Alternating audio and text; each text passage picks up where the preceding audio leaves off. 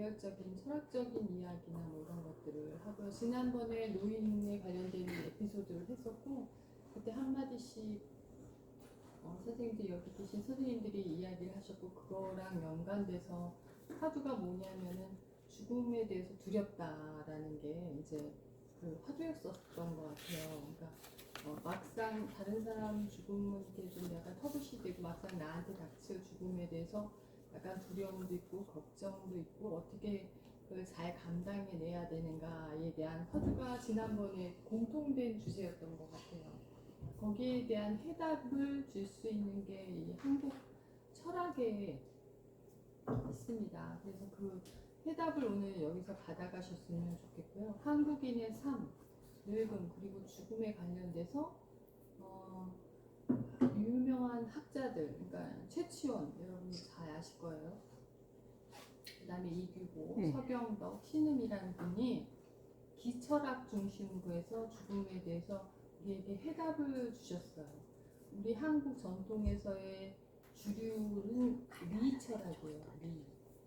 그 이치리라고도 하고요. 기하고 리하고 이렇게 상반되는 건데 리철학이라고 있는데 그거는 퇴계 선생하고 율곡 선생이 굉장히 크게 저기 일으켰던 철학이죠. 여러분도 한 번씩은 다 들어보셨을 거예요. 리철학, 기철학. 오늘은 조금 어렵지만 그래도 그 죽음과 삶에 대해서 해답을 줄 수 있는데 이분들이 그 시를 써가지고 거기에 대한 해답을 주셨어요. 문학 중에서 가장 시가 그 문학 중에서 최고의 그 엑기스 정수라고 하죠. 지금 문학이라고 하면 소설, 뭐 에세이, 그다음에 평양 산문이 문학의 주류였지만 한때는 불과 몇백 년 전에는 그냥 서간체나 편지글이나 이런 산문체는 문학에 속하지도 않고요. 진짜 문학은 시라고 생각을 했었어요. 시 문학이 진짜 문학이고 뭐 소설이나 뭐 에세이나 이렇게 서간체나 그런 평이한 그 우리가 말하는 글들은 문학의 범주에 속하지도 않았는데 지금 현재는 문학하면은 그 많은 사람들이 소설을 대중적으로 인기가 있기 때문에 소설이나 그런 걸 문학의 범주에 포함을 시키죠. 시보다 더 좋아하게 됐어. 하지만 한때 지식층이라면은 시를 그 선두에 서면서 문학의 범주에서 시를 읽지 않거나 짓지 않으면은 그 엘리트가 아니다 이렇게 한때 그런 게 있었고 거기에 반해서 이분들이 그 느꼈던 철학적인 감정을 시로서 엑기스적으로 표현을 했는데 그 안에 우리 한국인의 삶이나 늙음이나 죽음에 대한 그 정수가 녹아 있다고 할 수 있습니다. 저는 이제 동아시아권에서 이야기를 하자면 인문학에 관련돼서 우리나라처럼 그 문명화된 민족이 없다. 그래서 한민족은 글로써 인재를 뽑고 글하는 선비, 특히 선비 정신이 굉장히 강하잖아. 선비가 나라의 정신을 이끄는 문화다. 그래서 문명의 터전이다. 이렇게 얘기를 할 수가 있습니다. 그런데 이제 어느 순간에 지금 현재는 이런 글의 문명, 시설 이야기의 문명이 아니고 윤리 도덕의 문명이 아니고 선비 정신. 선비 정신이 어떤 거냐면 실이나 이익을 바라지 않고 기꺼이 고고하게 이렇게 공동체를 위해서 한마디 던져서 그 사람들한테 영감을 주고 그 다음에 그 사람들한테 존경을 받으면서 사회를 좀 건전하게 이끄는데 그 선비 정신이 굉장한 그 메리트가 있어도 요즘은 그런 것보다는 실리, 이익, 경제 그쪽으로 많이 가고 있죠. 그렇지만 이 동아시아권에서 한국은 전통적으로 글의 문명국이었다. 이거를 얘기해 드릴 수 있고 한민족이 오래전부터 글을 읽고 그냥 단순히 글만 읽고 책만 많이 읽는 게 아니라 자신의 사상과 철학을 피력해서 국정에 그거를 참여시켰어요. 그래서 그 한민족의 공동체의 대상이 존경의 대상이 되었던 사람들이 글의 문명국이었던 그 엘리트 집단이었다는 거죠. 그런데 그냥 이런 글의 문명국에서 벗어나서 그냥 책만 보는 것이 아니라 이거를 치열하게 그 열정을 담아서 공부한 다음에 사물을 관찰해서 통찰력 있는 시선을 가지면서 그것을 실천하는 정신으로까지 이어받아서 이제 나중에 실사구시 정신까지 이어받는 게 한국 민족의 그 전통성이라고 할 수 있죠. 근데 중국 같은 경우에는 중심주의에 빠져서 정체성 찾기가 참 힘들고 문화혁명 이후에 유골도를 다 몰아내서 거기서는 전통적인 거기서 발전되고 시작되고 씨를 뿌렸더라도 문화혁명 이후에 책을 다 분수학행위 뭐 이런 여러 사건이 있어가지고 거기서는 유골도에 대한 고전적인 진짜 맥을 찾기가 어려워서 일본이나 대만, 한국 같은 데서 이제 학자들을 데려다가 자기네들의 그런 문명이 중요한지 알고 문화가 중요한지 알고 다시 이식하려고 엄청 애를 쓰고 있죠. 그래서 대만의 많은 학자들이나 대만이 아무래도 정치학에 학문을 하니까 거기에는 유명한 학자들을 데려다가 자기 학문에 이렇게 소속을 시키려고도 하고 그다음에 이제 일본이나 우리 한국 같은 분의 여기 이쪽으로 앉으시죠. 학자들을 갖다가 많이 자기의 국가에 이렇게 모셔가가지고 문학적으로 학문적으로 이렇게 공부를 시키려고 하는 게 이제 중국이 지금 발달을 하고 있는 돈이 많으니까 반도체뿐만 아니라 훔쳐간다니까 자기 거를 하려고 여러 방면으로 돈이 많으니까 문학도 철학도 그런 것도 자기네들이 다 말살하고 공산화해서 어느 정도의 그걸 평정화 시키려고 했으나 지금 다시 역으로 돈으로 그 학문적인 것도 자신이 그쪽으로 끌어들이려고 하고 뭐 그런 게 지금 만연돼 있습니다.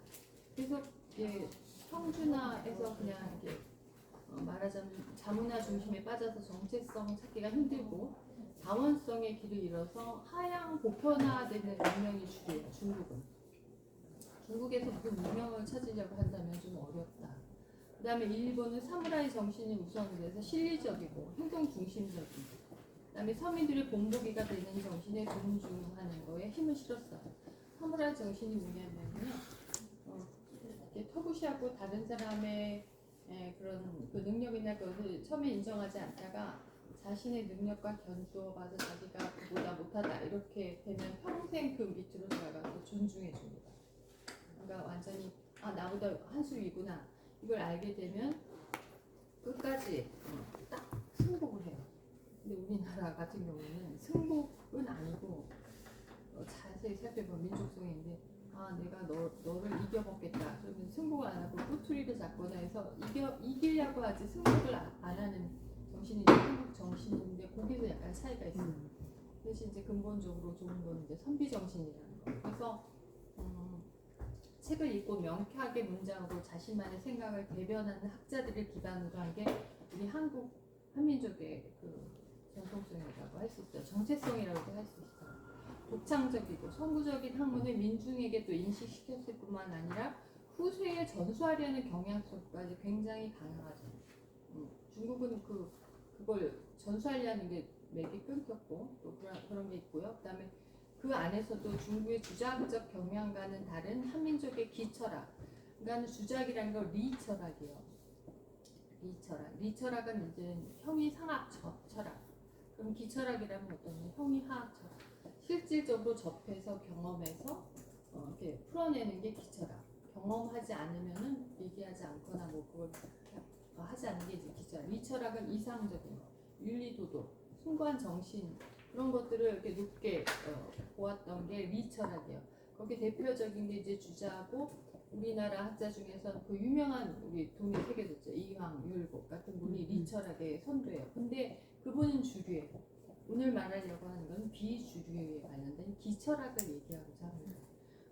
그래서 그 기철학을 왜 얘기하려고 그러냐면 생사관의 차이를 기철학이 가장 잘 극명하게 드러내고 있기 때문에 그렇죠. 그래서 기철학자들의 그 최초의 사상 토대가 뭐냐면요, 아주 거슬러 올라가면 풍류, 단문신화, 접하분석, 그다음에 이제 이규보, 서경덕, 신음이라는 분이 그 창조적인 해사관을 소개하는데 시 구절 속에서 압축된 의미로 그 철학과 접목되는 지점을 얘기하고 있어서 그것을 제가 훌륭하지 않다고 말할 수 없다. 그래서 그것에 대해서 얘기를 하려고 합니다.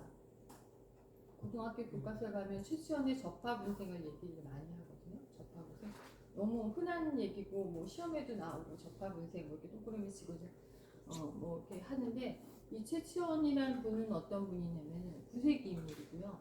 신라 말기 유학자예요. 근데 그는 여기 한국 땅에서는 뭐 배울 게 없지 않을까 이렇게 생각해서 중국으로 넘어갔어요. 아무래도 큰 국가니까 철학적으로 더 뭔가 배울 게 있지 않을까 그런 생각으로 12세 때 당나라에 유학을 하셔서 빈곤과라는 시험의 장원으로 복제했는데 그 당시 당나라에 황소의 난이라는 정변이 일어났어요. 그 황소라는 사람이 이제 그 이렇게 쿠데타 같은 거 일으켰던 것 같아요. 근데 이분이 토항서 경문이라는 것을 지어가지고 중국 전역에 문장가로 날리면서 이름을 떨쳤죠. 근데 이분이 어떻게 했냐면요.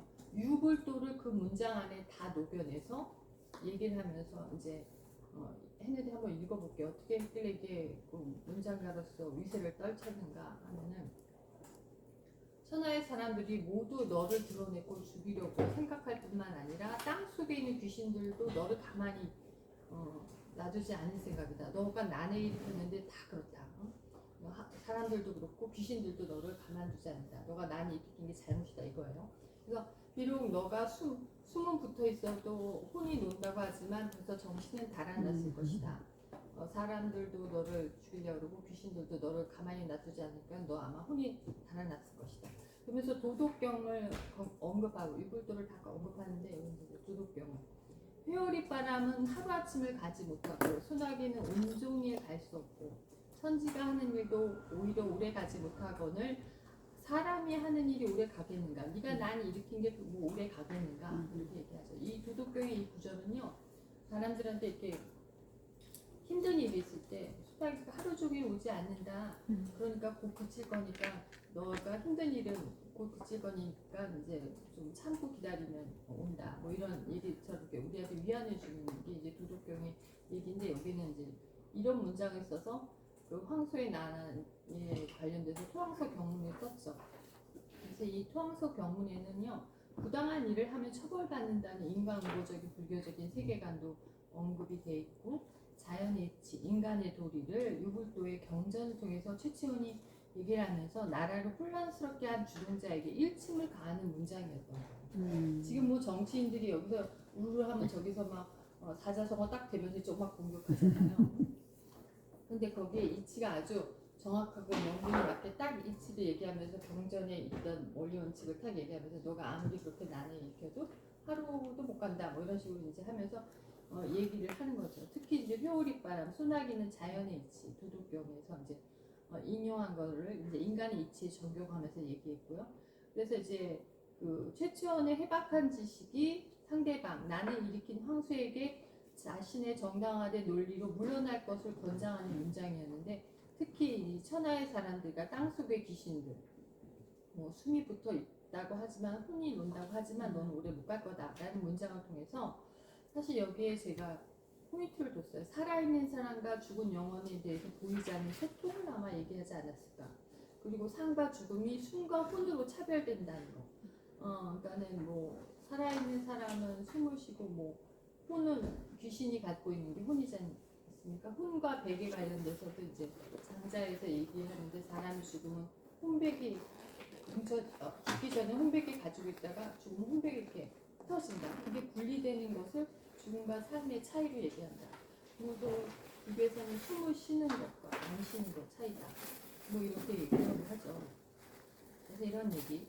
그 다음에 이제 한민족의 전통을 그 안에 흡수시켰는데 그가 중국에서 아무리 그 당나라에 가서 아무리 배우려고 해도 이상하게 뭔가 그 결핍을 느끼셨던 것 같아요. 그러니까 여기서 공부 많이 한 사람이 외국에 유학 가서 뭔가 더 새로운 걸 배우려고 했는데 가만히 보니까 여기만 못하는 거예요. 그런 경우가 많아요. 우리 민족이 굉장히 똑똑해서 여기 너무 똑똑한 사람이 많으니까 뭐 두각을 나타내지 않는데 그냥 유럽이나 뭐 미국이나 이런 데 유학을 가면 막 똑똑하다고 난리예요. 왜냐면 여기서는 아주 세밀하게 얘기했는데 다 똑같이 얘기하니까 이게 드러나지 못하는 거죠. 근데 밖에 나가니까 사람들이 야 천재가 왔다. 한국에 저렇게 천재가 있는가 보다. 그러면서 이제 훌륭한 학자로서 대접받죠. 그러니까 국내에서는 유명하지 않은데 해외에서부터 알려져서 다시 우리나라에서 유명한 사람이 대표적으로 누구냐면 원효예요. 원효는 국내에서 굉장히 유명한데 몰랐는데 일본 학자나 이런 중국 학자가 원효에 대해서 쓴 글을 읽고 나서 아니 이게 누가 썼어 이렇게 보니까 한국에 오는데 유학도 안 한 사람이에요.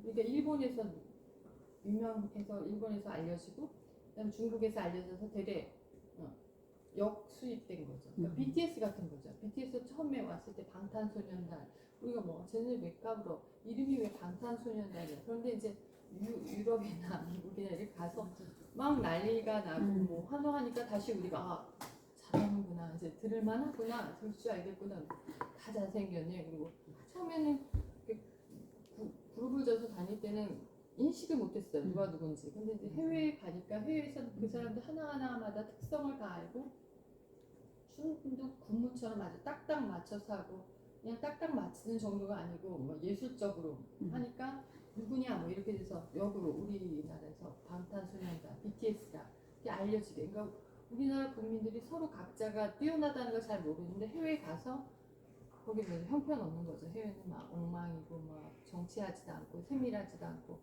교육열도 그렇게 없고 거기 뭐 열심히 한다고 해도 뭐 자유롭게 한다고 해도 한국에서 받은 교육은 거기에 가면 그냥 아무것도 아니에요. 그러니까 언어만 좀 잘하는 것 같아요. 물론 과학이나 뭐 AI 같은 거는 더 잘할 수가 있죠. 그 다음에 이제 그래서 최치원으로 다시 넘어가면 최치원이 그런 인물이었던 거예요. 국내에서보다 중국에 가서 이름을 떨치고 다시 돌아와서 인기가 있던 인물인데 그가 여기 와서 귀국해서 풍류와 적화분생이라는 것을 보고 아 이게 중국에 없고 우리 고유한 사상이다. 그러면서 토항서 경문에서 유불도를 기반으로 해서 설득력 있게 내놓은 담화문이었다면 난랑비 서문에서는 유불도를 통합하면서 창조적인 그 사상을 얘기했는데 거기에 뭐가 있냐 풍류라는 말과 적화분생이라는 우리나라의 고유한 정신이 그들이 가지고 있는 중국 정신보다 더 낫다는 걸 알게 된 거죠. 그래서 풍류가 가지고 있는 그 독특한 지점은 뭐냐면요. 창조적인 학문, 열린 학문으로 지향하는 학문. 근데 그게 적화분생이라는 단어로 인해서 드러나면서 유불도를 그거를 또 토대로 삼았어요. 그러니까 이 우리나라에 현명한 도가 있으니 이를 뭐라고 하냐면 풍류라고 한다는 거예요. 풍류. 풍류는 우리나라에만 있는 거예요. 풍류. 그 가르침의 기원은 유불도를 포함해서 적화분생이다. 이렇게 이제 이 적화분생이라는 건 뭐냐면요. 뒤에도 얘기하겠지만 중생을 교화한다. 군생을 접해서 감화한다. 접촉해서 만나서 거기에서 교화한 것. 너와 내가 만났을 때 얻어지는 실질적인 감화나 교화가 있어요.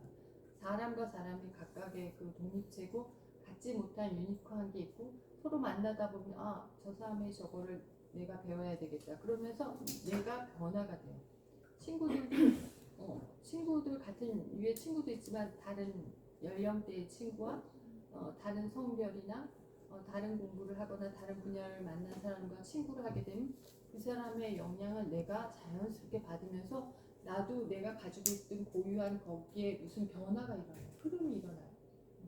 그러니까 뭐 옷을 그냥 털털하게 입었는데 어떤 멋진 친구를 만났어요. 그 친구는 뭐 귀걸이 뭐 이런 거 하는 게 뭐 세련돼요. 그럼 나도 모르게 집에 가서 뭔가 뒤적거리면서 뭐 괜찮은 게 없나 이러면서 보거나 또 공부를 많이 한 친구를 이렇게 접하게 되면 내가 했던 그냥 소설책만 읽는 게 아니라 저 친구는 공부한 게 약간 틀리네. 뭐 인류학 공부를 한다던가 뭐 철학 공부를 한다던가 나도 철학책이나 이런 걸 뒤져보면서 저 친구가 말한 게 무슨 뜻인지 알아보려고 그쪽 방면의 책을 보거나 인터넷을 뒤지거나 그 용어를 찾아보면 내가 어떻게 되냐면 적화분생되는 거예요. 흐름이 이렇게 변하면서 나한테 다른 요소가 들어가는 거죠. 그러면 내 인생이 풍요롭고 변화가 일어나면서 그 발전이 일어나는데 그 적화분생이 우리 고유의 정체성, 한국인의 흐름이고 풍요도 그렇다는 거죠. 그런 것들을 이제 얘기하는 거죠.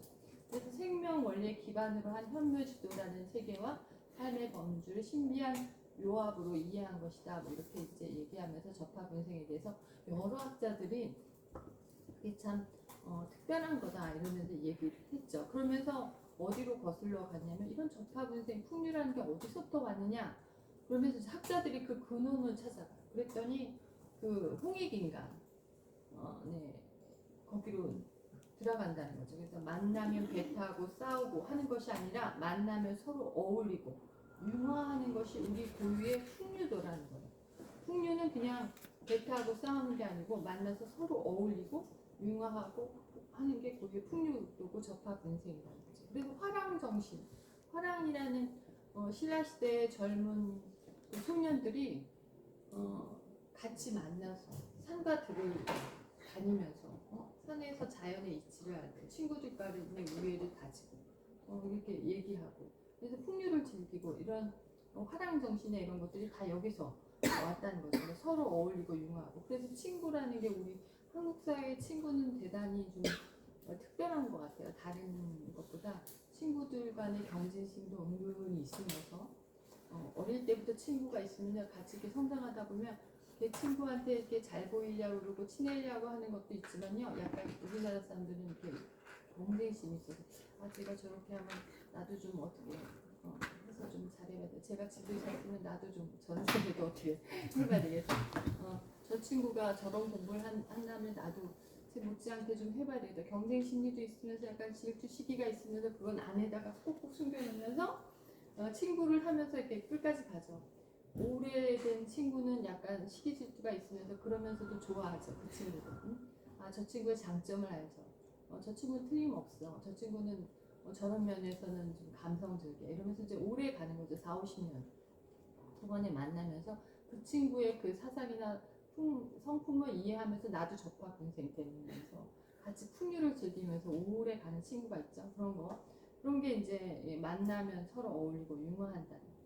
그래서 풍류의 개념 속에는 삼교, 유불도 사상이 고유하게 있는 것을 찾아내는 것이 아니라 삼교 사상으로 풍류의 내용을 다시 파악하게 된다라고 유명한 윤석경 선생님이 얘기했죠. 그래서 유불도는 보편이지만 풍류는 우리 한국 고유의 특수한 그 정신이다. 이렇게 그걸 추구한다. 이렇게 얘기하고 집단 역사 속에서 녹아서 섞이지 못하는 학문은 결국 살아있는 학문이라고 보기 힘든데 우리의 접합, 문생이나 풍류는 그런 사상이 있기 때문에 모든 학문을 유불도나 해외 학문을 다 흡수시켜서 자기화하는데 그걸 그냥 자기화하는 정도가 아니고 거기에서 재창조해가지고 더 새로운 걸 이렇게 새롭게 내보내요.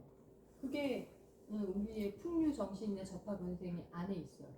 그걸 잘한 사람이 원효 스님이에요. 원효 스님은 불교가 우리나라 게 아니잖아요. 인도에서 와서 중국으로 왔는데 원효 스님 그걸 대중화하면서 불교가 원래는 고고한 그 귀족 불교였는데 그거를 대중화하거나 또 우리나라 사람들이 해외에서 오는 많은 그런 외래 문명을 갖다가 그냥 그것만 받아들이는 게 아니고 우리화하는 거예요. 대표적으로 저는 뭘 얘기하자면 버스 있잖아요. 버스 몇 분 후에 온다고 돼 있지 않습니까? 그거는 보면 우리가 버스 안에서 이렇게 지키기가 지루하지 않잖아요. 몇 분에 온다는 거. 근데 이제 버스나 이런 것들은 자동화 시스템 같은 것을 이런 것은 다 외래 문명에서 온 거죠. 기계 문명이나 이런 버스. 그런데 그 시간을 해서 우리나라 사람들 빨리빨리 하는 문명이 있기 때문에 그걸 갖다가 몇 시 몇 분에 딱 페이지 원혜형이라는 그 국회의원이 처음에 도입했는데 이게 전 지역으로 가서 경기도 부천에서만 했다가 전 지역에서 몇 분 후에 온다 그러더니 이제 이거 외부로 몇 번 버스가 몇 분 후에 여기 도착합니다까지 이렇게 된 거 아니에요? 이런 거가 스마트가 핸드폰에 그게 엄청 발달한 게 우리나라예요. 엄청 발달했고 이거 없으면 도대체 다 날아가지 않습니까? 은행부터 시작해서. 그래서 그런 것들이 사실 접합분생에서 사변적이거나 논리적인 이론이 아니라 삶을 통해서 실천되는 거. 이게 이제 접합분생이라는 거죠. 그래서 이거 접합분생은 생명과 만나야지 변화를 한다. 그러니까는 다른 새로운 것을 갖다 만나는데 주저하지 말고 이렇게 물론 이렇게 경계도 해야 되겠지만 그래서 감화한다. 한 송이 꽃이 피려면 햇빛도 와야 되고 나비나 벌도 와야 되고 바람도 와야 되고 비도 와야 되고 벌레도 와야 되고 땅속에서 보이지 않는 미생물도 와야 되고 소쩍새도 한번 울어줘야 되고 그래서 꽃 한 송이가 피기 위해서 수많은 관계가 얽혀서 설켜서 그래야지 그 꽃이 탁 찬란하게 피듯이 많은 역경과 시련과 위기가 있고 그걸 극복한 다음에 딱 한 송이가 피듯이 그렇게 접합분생하는 그렇게 성장해야만 사람 노릇을 할 수 있다는 거죠. 그러니까 이 사람 저 사람 살아보고 겪어보고 고통도 좀 겪어보고 즐거움도 겪어보고 이래야지 사람 노릇을 하고 다른 사람한테 감사할 줄도 알고 미안할 줄도 알고 뭐 이런 게 다 사람 노릇을 하려면 성장하려면 여러 가지가 거기 다 자양분이 들어가야 된다는 거죠. 그래서 적화근생이란 말이 진짜 많은 것을 담고 있다. 그래서 불교에서는 인과 연의 패러다임을 얘기하는데 그냥 원인 있고 결과 있으면은 선형적인 인간관이라고 해요. 내가 너를 때렸으니까 너가 나를 조박았지. 이거는 이제 그 원인과 결과인 선형적, 직성적인 인간관이라는 불교의 인간관은 내가 널 때렸는데 얘가 그거를 꼭 참고 있다가 다른 사람한테 이렇게 뭐 다른 인연들처럼 이렇게 다른 역할을 하는 거예요. 다른 조건을 주는 거죠. 그러니까 이렇게 얘기하면 그렇겠지만 만약에 씨앗을 심었는데 꽃이 펴야 되죠. 땅에 심었으면 그거는 선형적인 거예요. 근데 연이 다르게 작용하면요, 뭐 제비가 물어갔거나 홍수에 떠내려갔으면 꽃이 피질 않아요. 그렇죠? 사람이 농사했을 때도 벼씨를 땅에 심으면 연이 돼야 돼요. 벽씨가 물론 나와야 되는 것도 그냥 결과겠지만 물도 주고 농부가 갈아줘야 되고 그다음에 새가 쪼아 먹지 않아야 되고 이게 다 모든 조건이 그 벽씨가 물 위에 떨어지지 않고 흙 속에 그대로 떨어져야 되고 이런 것들이 다 인연이 되어서 내가 지금 여기 온전히 건강하게 잘 있는 이유는 내가 혼자 잘 돼서 그런 게 아니라 주변에 뭐 부모님들이 잘 건사 주셨고 내 자식들이 응원해줬고 그다음에 여기까지 오는데 차가 와서 나를 이곳에 그 도서관까지 데려다주고 이런 것들 모든 것이 다 연이 되어야지 생을 맺고 생에서 열매를 맺는다는 거죠. 그래서 적화분생은 호미 인간보다 더 넓은 그 풍류의 생물학적인 그런 자유로움을 여기에 다 포함합니다. 그래서 최치원의 그 생사관은 그가 말하는 변화되어는 늙어가는 과정은 단순히 원리 원칙적인 당위 문제가 아니라 무생명과의 관계이자 에너지의 교감 문제예요. 그래서 삶이라는 거, 늙음이라는 거, 죽음이라는 것은 그냥 단순하게 내가 태어났으니까 죽었지 이런 것도 있지만 여러 가지 모든 것들이 나와 다 에너지를 교감하고 나서의 그 다음에 이제 문제라는 거. 그래서 내가 이렇게 됐다 이런 거죠. 그래서 이런 정신은 사실 주류의 정치학적 권위적인 것이 아니라 비주류의 실질적인 생활이라 이걸 얘기하면서 본격적으로 들어가서 기의 생사관을 논하겠습니다. 기의 생사관에 대해서 첫 번째 이규보 선생을 얘기하자면요. 이분은 관농 환유작이라는 꼭두각시 노립을 보고 그 인생에 그 자신의 몸에 기가 있다고 생각하면서 달인이 자기 몸에 기가 있었다 없어지는 것처럼 생사를 발견해서 보는 거죠. 사실 우리가 죽음을 왜 두려워하냐면요. 우리 삶에 애착이 있고 삶을 내가 막 주관한다고 생각해서 죽음이 두려운 건데 이분은 어떻게 얘기했냐면요. 시를 한번 제가 읽어볼게요. 조물주가 사람 놀리기를 꼭두각시처럼 한다. 근데 다리는 꼭두각시래. 꼭두각시 인형이에요. 인형에다가 이렇게 실로 묶어가지고 조종하는 거 있잖아요. 인형 이렇게 예전에는 그 이렇게 하면 손발이 움직이는 그 인형. 그래서 제 몸인 듯 본다. 그래서 인생살이는 꼭두각시 노름과 한 가지다. 그래서 끝내 누가 옳고 누가 그르다고 하겠는가. 위아래 보고 찡그리고 펴고 신체의 미묘함을 갖췄다. 인형을 막 이렇게 하면 막 꾸렸다 폈다 그러잖아요. 누가 마음의 장인이라 하늘의 재주를 빼앗았는가. 사람도 일기로 꿈틀거리며 살았다가 기가 빠지면 꼭두각시 노름 마친 것과 같게 된다. 인형을 탁 실을 놓아버리면 어때요? 인형이 푹 하면서 고개도 떨구고 아무 움직임도 없고 하죠. 근데 인형을 실로 막 움직이면 인형이 막 살아 생기는 것처럼 막 활발하게 움직이지 않습니까? 그런데 그 실을 갖다 탁 놓아버리면 꼭두각시가 그냥 그대로 이렇게 수그리고 있죠. 그처럼 사람의 생사도 기가 그 인형에 들어갔던 것처럼 움직였다가 죽을 때는 그 기가 빠져서 없는 것과 같다는 거예요. 그렇게 인생을 얘기했다는 거죠. 그래서 이 꼭두각시는 환이다, 몽환이다. 그 다음에 이제 이규보가 보인 이런 그 관찰력은 놀이꾼의 재주가 비상하다고 하지만 그가 이 시를 쓴 데는 그 생사관이 거기에 들어가 있어요. 조물주가 사람을 놀리는 것은 사람이 꼭두각시를 놀리는 꼭두각시 노름과 같다는 거예요. 인생은 꼭두각시 노름이다. 사람이 기에 따라서 꿈틀거리면서 살아가듯이 꼭두각시 그 인형도 사람의 기에 따라서 움직인다.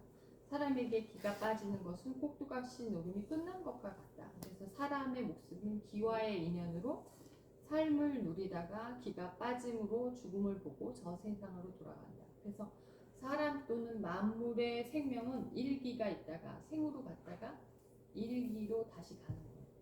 그래서 기철학을 아는 사람은요, 그 순환의 그 메커니즘 철학을 알아요. 그래서 여기 기는 어디에도 보이지 않지만 있다가 그게 응집하면은 생명을 얻고 그 기가 흩어지면 이제 가는 거죠. 돌아간다. 그 기로 돌아간다. 그래서 생사의 신비함, 근엄함, 엄숙함, 비참한 등은 감정이 아니라 기의 자연스러운 순환 논리로 가볍고 유머스럽게 얘기해서 죽음을 그렇게 두렵거나 어렵게 얘기하지 않고 기의 그 하나의 일기에서 일기로 그래서 기의 자연스러운 순환으로 본다는 거죠. 인형의 손과 발을 실에 묶어서 움직임을 보고 즐거워하는 그 꼭두각시 노름 안에서 그 자연스러움이 우리의 죽음을 어둡고 심각하게 생각하는 경향을 덮어버리면서 생사와 예술을 자연에 맡겨서 낮과 밤이 교대하는 것을 보듯이 그렇게 우리의 생사관을 볼 필요가 있다는 거죠. 그래서 이제 여기 또 하나가 있는데 이제 무릇 생명이란 존재는 사람으로부터 소, 말, 돼지, 염소, 곤충, 개미, 땅강아지에 이르기까지 다 누구나 삶을 사랑하고 죽음을 싫어하는 마음은 다 같아요. 근데 어떻게 꼭 그 큰 생물만 죽음을 싫어하고 작은 생물은 그렇지 않다고 할 수 있겠어요? 우리가 개미라고 확 웃겨주겠지만 그 개미와 나의 생사에 관련돼서 그 개미도 삶을 사랑하고 죽음을 싫어하는 건 그 개미와 나와 똑같다는 거죠. 그렇듯이 개와 이의 죽음은 동일하다. 믿지 못하겠거든 한번 당신의 10손가락을 깨물어 보라. 엄지손가락만 아프고 나머지 손가락이 아프지 않을 리가 있겠습니까? 그러면서 모든 생명은 다 그 아픔이 똑같은 법입니다. 그래서 하물며 모든 생명은 하늘로부터 숨과 기를 부여받았거늘 누구는 죽음을 싫어하고 누구는 죽음을 좋아할 리가 있겠습니까? 그대는 물러가서 명심하여 가만히 생각해 보십시오. 달팽이 뿔을 쇳불과 같이 보고 참새와 대붕을 평등하게 보고 본 뒤에라야 우리는 도를 이해할 수 있겠습니다. 라고 얘기했어요. 무슨 의미인지 좀 감이 오시죠? 어렵지 않죠? 어려울 듯 하면서도 약간 어렵지 않죠? 그래서 모든 생명에는 숨과 기를 부여받았다고 이규보 선생님이 얘기하셨어요. 그래서 만물은 근원적으로 평등하다. 생사에 대한 마음은 생명 현상의 근원적인 동일성이 다 같다. 사물의 외관이 보여주는 그 차별성. 우리가 개돼지는 우리 잘 먹죠. 소고기 좋아하고 돼지고기 좋아하지만 그들도 다 삶에 있어서 좋아하고 싫어하고 그건 같다는 거죠. 그래서 이규보는 인간 중심적인 사고가 아니라 만물 인류라는 만물 인류가 공평하다는 그런 창조적인 관점으로 보면서 또 물에 대해서 애정이나 연민 그래서 인간 중심주의를 전제로 삼았다기보다는 애물 그 옆에 있는 것들 모든 것들을 다 같이 더불어 염을 그래서 같이 살아가는 것을 얘기를 했다는 거죠. 그러면서 또 이 시가 좋아요. 가소롭다 이 몸 잠시 동안에도 많이 바뀌었네. 어저께 뭐하고 오늘하고 또 바뀌었죠. 어저께보다 오늘이 더 늙었어요. 좀 힘이 기력이 떨어지죠. 오르고 내리고 흥하고 망하고 천도는 순환하는 것을 좋아한다. 내가 만일 하늘로 돌아가면 또 다시 선인의 짝이 될 거야. 그래서 약간 이렇게 자연스럽게 죽음과 삶을 보는 것 같아요.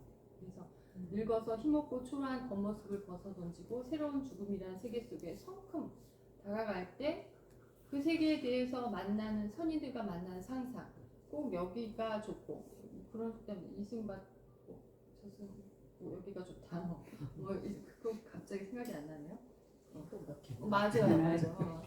그런데 그게 아니라 이제 죽음을 맞이할 때 막 옆에서 누가 막 일가지적이 울더라도 이 시를 딱 생각해서 난 좋은 데 가서 만날 거야 이렇게 죽음을 심각하게 보지 않고 자연스럽고 긍정적으로 볼 때 이규보의 시가 또 도움이 될 수도 있습니다. 그래서 일반적인 사람들은 몸의 변화로 마음의 좌절까지 겪는데 이규보는 자신의 늙음, 생사도 순환의 관점으로 보고 죽은 뒤에 다른 세계를 상상함으로써 초탈한 이미지를 담백하게 이시에 그렸죠. 그래서 기의 순환적인 흐름을 감지했기 때문에 하늘로 다시 돌아간다. 우리나라에서만 죽음을 뭐라고 표현하는지 알아요?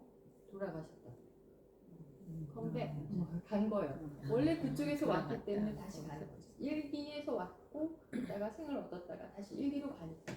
그래서 뭐라고 그러냐면 다른 나라 사람들 죽음을 어떻게 표현하냐고 쫙 물어봤어요. 그랬더니 돌아갔다는 말은 우리나라에만 있어요. 돌아갔다는 말. 그곳으로 다시 갔다는 거죠. 그래서 솔직하게 이제 그렇게 얘기해서 죽음을 이렇게 뭐랄까 터부시하거나 끔찍하게 생각하지 않고 그곳으로 다시 갔으니 또 원래 고향으로 간 거예요. 돌아갔다는 거. 거기가 원점이라는 거죠. 거기가 근원이라는 거죠. 그다음에 서경덕 같은 경우에는 이 화담 선생은요. 서경덕 하면 유명하죠.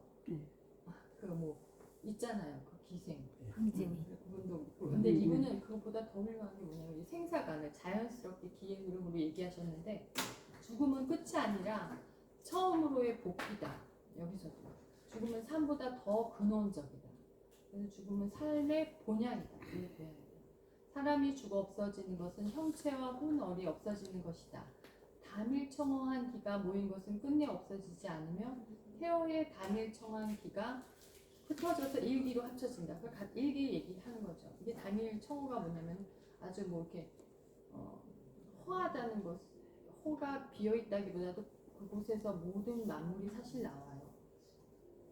유에서 유가 나오는 게 아니라 신비한 그 태초의 근원은 무라는 거예요. 근데 그 무라는 건 담일 청어하다고. 그래서 이 이기 철학에서 성리학에 리 철학이 있고 기 철학이 있는데 기를 중시하는 학자들이 이 담일 청어를 그 근원을 지칭하는 용어로 담일 청어라는 용어를 쓰죠. 맑고 깊으면서 비어 있는 것 같지만 존재의 근원은 기다.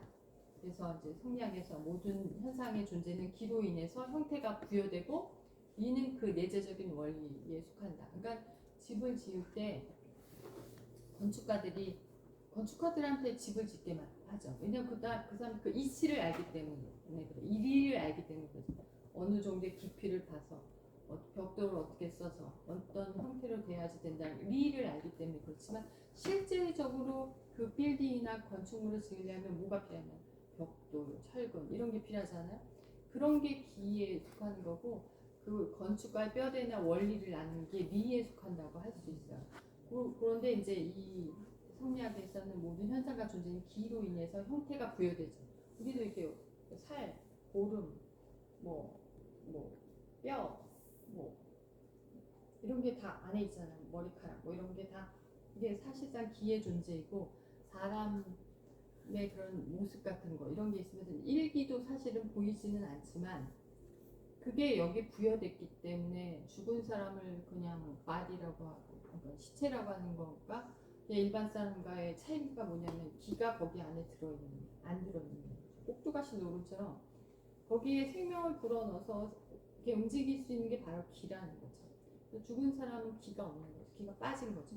그래서 그런 거 이게 이제 장제 철학에서 유명한데 그것을 이제 얘기를 했어요. 그거는 이제 지나가고 그다음 일기는 즉 단일청한 기는 늙거나 줄지 않는다. 그 기가 빠져나갔다고 해서 그 사람한테 빠져나갔지만 어딘가 다시 그 기가 존재한다는 거죠. 기는 늙거나 줄지 않아요. 항상 있는데 거기에 이렇게 있다가 모였다가 흩어졌다 이런다는 거죠. 그래서 귀신 사생론에는 풀 한 폭이 나무 한 그루도 미미한 것인데 그 중에 기는 종에 흩어져서 없어지지 않은 것으로 하물며 사람의 정신 지각 같은 것도 모임이 크고 오래된 것이라서 그것이 있다. 그래서 기다, 단일청하다 이렇게 얘기하고요. 그 다음에 서경덕의 말 중에서 제가 이게 좀 중요하다고 보는데 생명의 율동을 구가하는 기는 모여짐과 흩어짐을 반복하는 질량 보존의 법칙처럼 사라지지 않고 어딘가 존재한다. 우주에 산재되어 있으나 보이지는 않는다. 신비하고 심오한 능력을 기에서 찾는다. 이 서경덕 선생님은 인간 중심의 생사관을 넘어서 인간과 자연, 인간과 만물이 근원적으로 동일한 존재다. 이렇게 얘기를 하셨어요.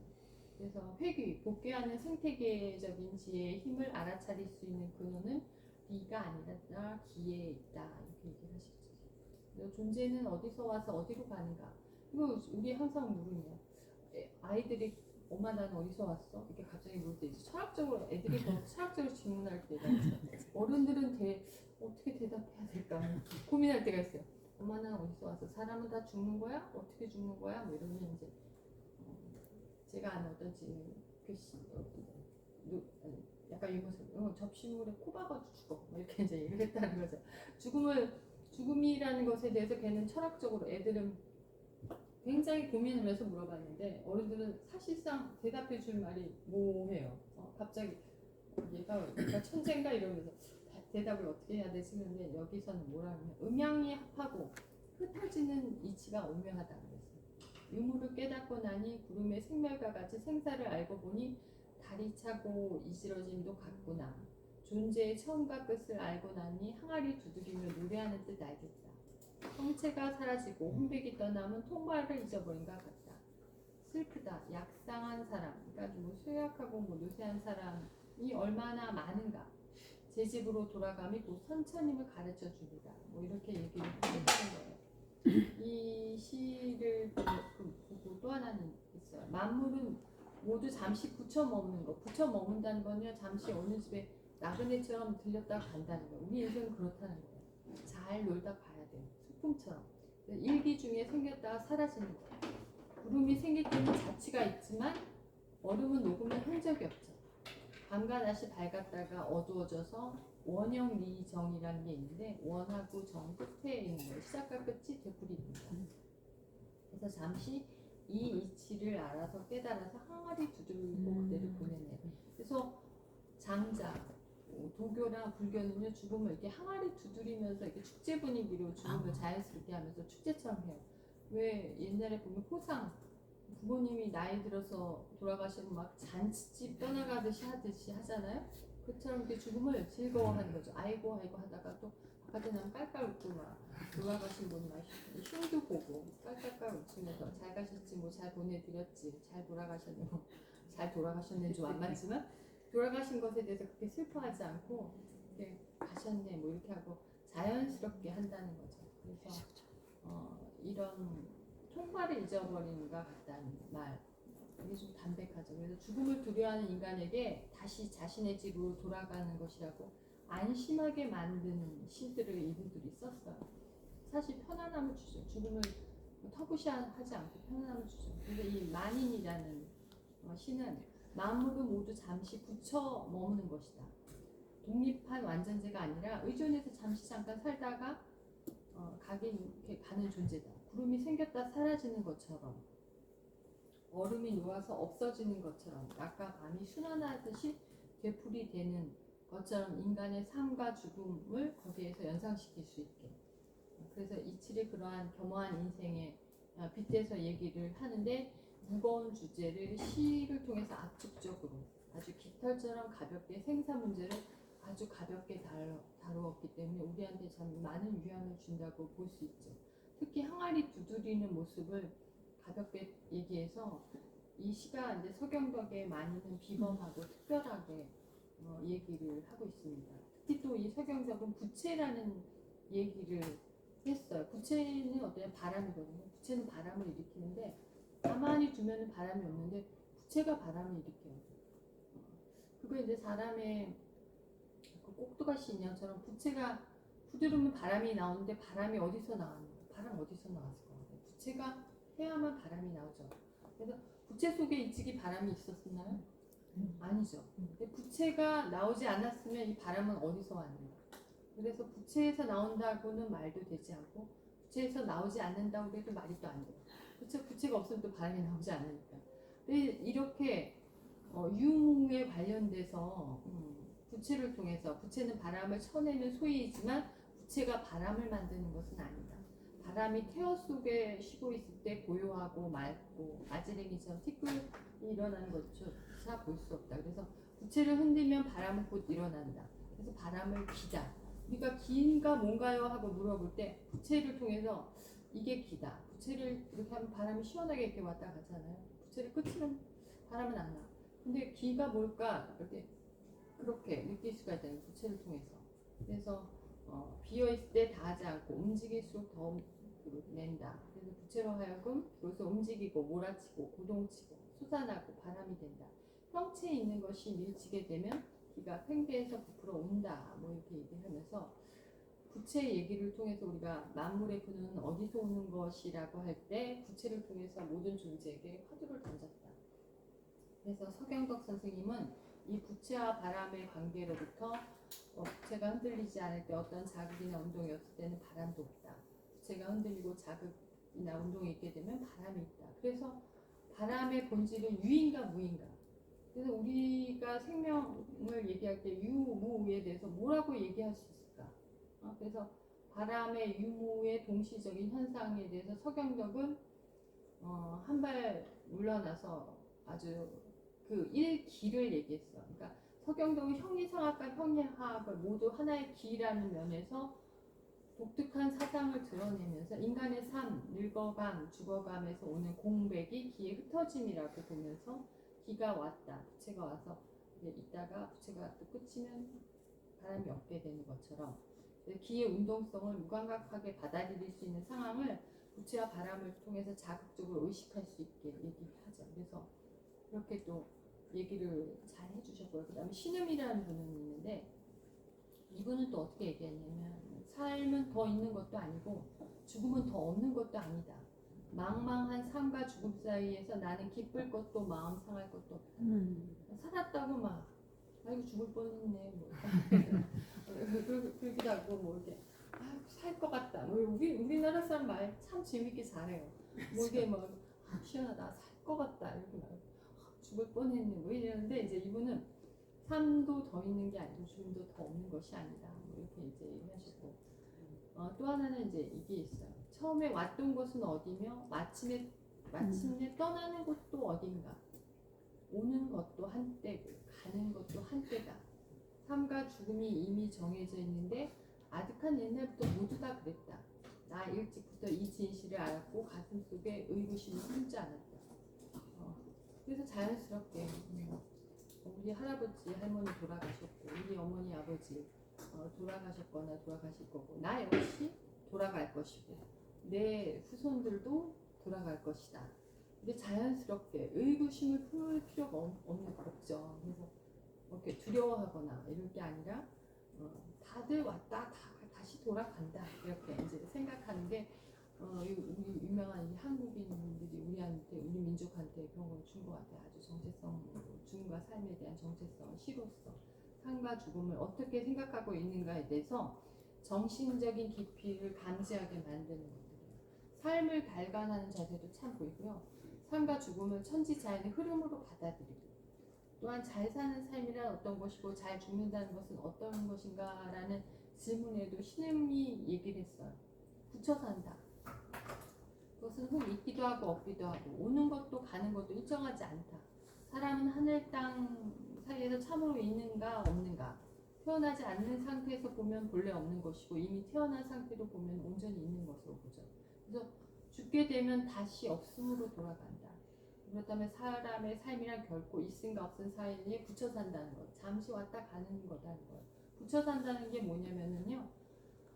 삶은 붙여서 사는 것이고 죽음은 돌아가는 것이다. 라고 했지만 진정으로 삶이란 나의 소유가 아니고 하늘과 땅이 잠깐 맡겨놓은 형체일 뿐이다.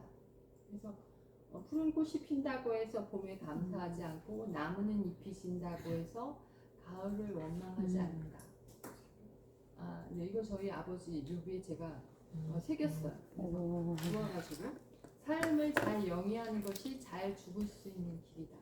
붙여서 살 동안 잘 산다면 돌아가도 역시 잘 살 수 있다.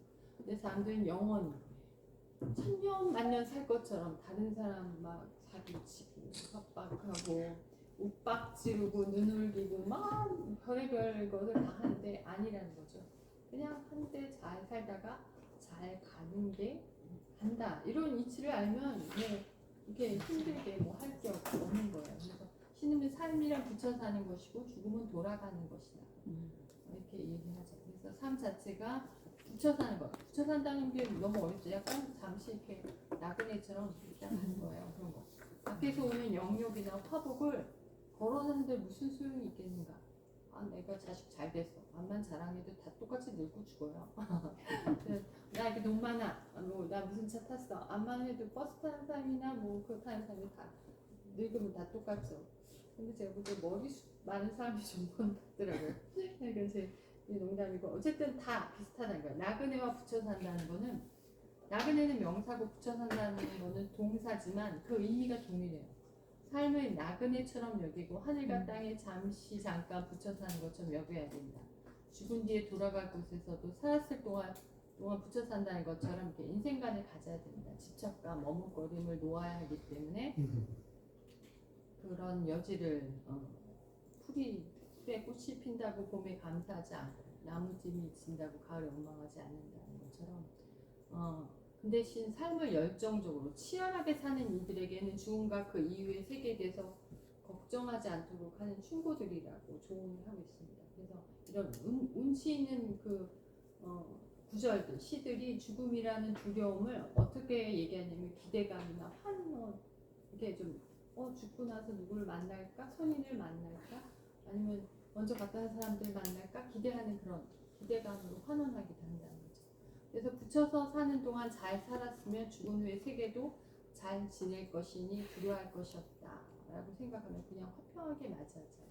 그런 영화도 있었어요. 코코라는 영화가 있었는데 스페인 영화인데 거기는 죽은 세계에서 여기서 산 사람이 죽은 조상들에 대해서 제사를 지내거나 기억하면 거기 죽어있는 세계에 있는 사람들이 이렇게 무슨 다리를 건너서 축제도 하고 잘 살아요. 근데 여기 살아있는 사람이 죽은 조상을 기억 못하면 거기서 이렇게 약간 좀 이렇게 잘 먹지도 못하고 그런 게 있어요. 근데 살아있는 사람에서 착하게 사는 사람이 거기서 착하게 잘 살고 못된 일을 하는 사람 거기서도 못되게 이렇게 하고 있더라고요. 본성은 못 변한다고. 그런 코코 영화가 있는데 스페인 영화인데 그 귀신에 대해서 얘기를 하고 있는데 너무 우리 민족 종교랑 비슷하고 그래요. 우리 민족 종교는 조상에게 제사를 잘 지내주고 그 조상이 거기에 보답을 한다는 정신이 민족 종교에 있어요. 그래서 우리가 제사를 지내는 게 뭐 부처님한테 하는 것보다 뭐 구슬하는 것보다 효과가 좋다 막 이런 말을 이제 민족 종교에서 하거든요.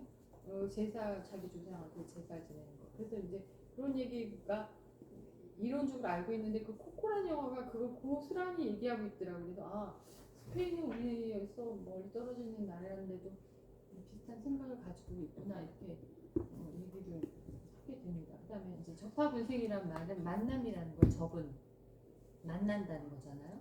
일본에서는 문법치유라고 그래요. 그러니까 문법치유는 이제 불교 말인데 부처님의 진리 말씀을 듣는 것을 특별한 만남으로 본다는 거죠.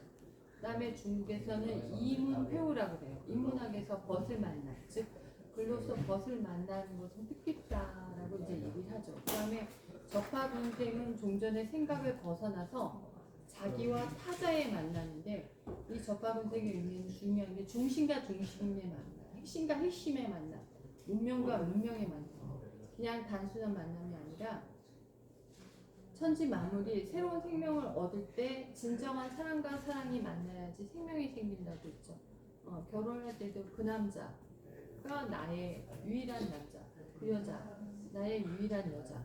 그럴 때 만날 때 거기에서 새로운 게 잉태되고 생명이 생겨나듯이 사람과 사람, 친구와 친구가 만났을 때 새로운 운명과 새로운 운명, 새로운 핵심과 새로운 핵심이 만나서 그것으로 인해서 변화가 되는 거죠.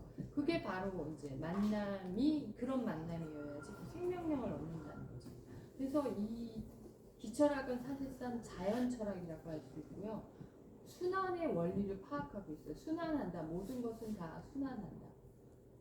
그런 의미가 있고, 그다음에 이제 세계관의 문제, 근원적인 문제가 또 인간이란 무엇인가라는 존재적인 문제에 이 기철학이 대답을 해주고 있어요. 돌아간다. 일기에서 왔다가 생을 얻어서 일기로 돌아간다. 그래서 돌아간다는 말은 오래전부터 한국인들의 삶, 죽음, 그다음에 변화하는 늙어감의 과정들이 이 안에 다 포함이 되어 있고, 저는 이 기철학 하는 분들을 상당히 좋아해요. 치치원, 이규보, 서경덕, 신분, 낭중지추가 뭐냐면은 그래서 너도 삐지고 온다는 거야. 뛰어나면은 아무리 감추려고 해도 감출 수가 없어. 삐지고 나온다, 찌른단 말이야. 뛰어난 사람은 자기가 숨기려고 해도 숨길 수가 없어. 그런 분들이에요. 그래서 우리 그 한민족이 이 철학, 율곡과 퇴계 선생만 있었으면 이렇게 발전했었을까? 이 철학의 횡포가 또 대단해. 왜냐하면 고고한 그 이라는 형이상학적인 것 때문에 많은 그 당쟁이 있었고 윤리적인 거 있었기 때문에 상대방을 이렇게 터부시해서 정치적인 권력을 가지려고 하는 게 굉장히 많거든요. 지금도 사실 그래요. 정권이 좌파 우파하면서 명분 싸움으로 그 이해 관련해서 형이상학적인 것으로 하지만 기철학 같은 거는 어떤 거는 일반적이죠. 실질적으로 접해서 실천적으로 접해서 다 서민적이면서 그런 것이 이제 기철학자들이고 실사구시고 뭐 실용주의고 이런 쪽에 발달이 된 거죠. 그래서 이 생사관을 기철학으로 얘기했기 때문에 우리 민족들이 삶을 자연스럽게 돌아간다라는 말, 회귀한다는 말, 순환한다는 말 그런 말로써 삶을 더 사실 더 치열하고 열정적으로 사는 게 아닌가 이렇게 생각이 듭니다. 그래서 여기까지 생사관을 얘기했습니다. 네, 감사합니다. 오늘은 조금 어려웠는데 처음 듣는 들으신 분 좀 어려울 수가 있을 것 같아요. 괜찮으셔서 어렵죠? 어려운데 그 지난번에 했던 그 노년의 그거에 대해서 좀 여러분들이 궁금했던 하두가 오늘 좀 대답이 되셨으면 좋겠고요. 딴 데서 찾는 것보다 한국 철학에서 뭐 뽕이라고 하셨는데 한국 철학이 굉장히 저도 나중에 알았는데 좋은 게 정말 다 있어요. 엑기스가 다 있어요. 그리고 또 학문이 다 엑기스가 돼 있어서 저장하고 도서관에 책들도 많고 규장가게도 서울대 규장가게도 있고 한국대는 불교문화도 있고 중앙도서관에도 있고 하여튼 다들 다 책이 글로 남아있기 때문에 언제든지 해서 그것에 학문의 뜻대로 쭉 따라갈 수 있으니까 중국보단 낫죠. 그 다음에 이제 제가 요즘에 보니까 가업이 승계가 있어서 DNA가 그래서 그런지 그 의사했던 분들은 계속 그 의사들 하고 이렇게 직업이 이제는 일본은 원래부터 그런 쪽으로 직업이 주되지 우리나라에서 가만히 이렇게 보면 그 직업 했던 사람이 계속 그 직업으로 계속 이렇게 하더라고. 그럼 아무래도 노하우가 있고 사업했던 분들도 사업 쭉 연계해서 더 노하우가 쌓여가지고 그 앞에 있는 노인들의 경험을 지난번에도 얘기했지만 그 경험만큼 실질적인 게 뭐예요? 책 앞만 보면 뭐예요? 그 농사 짓는 사람들은 농사 짓는 노하우가 있거든요. 그래서 뭐 들깨를 심는다 그러면 저 사람은 자연 친화적이고 들깨가 잘 자라려면 자연이 도와줘야 된다. 절대 사람이 지을 수 없는 농사가 들깨 농사. 근데 요즘에 스마트팜 해가지고 온실에서 모든 걸 다 종자나 개량해서 종동작이나 이렇게 막 잘 짓잖아요. 근데 이제 자연 친화적인 옛날 사람들이 스마트팜이 없었기 때문에 자연에 순응하면서 비가 많이 온다 그러면 들깨 농사 망쳤다 이러는데 자연에 순응하면서 그때까지 살아왔지 않습니까? 그런 것들이 다 지혜인 것 같습니다. 네, 질문을 한마디씩만 돌아갑니다. 딱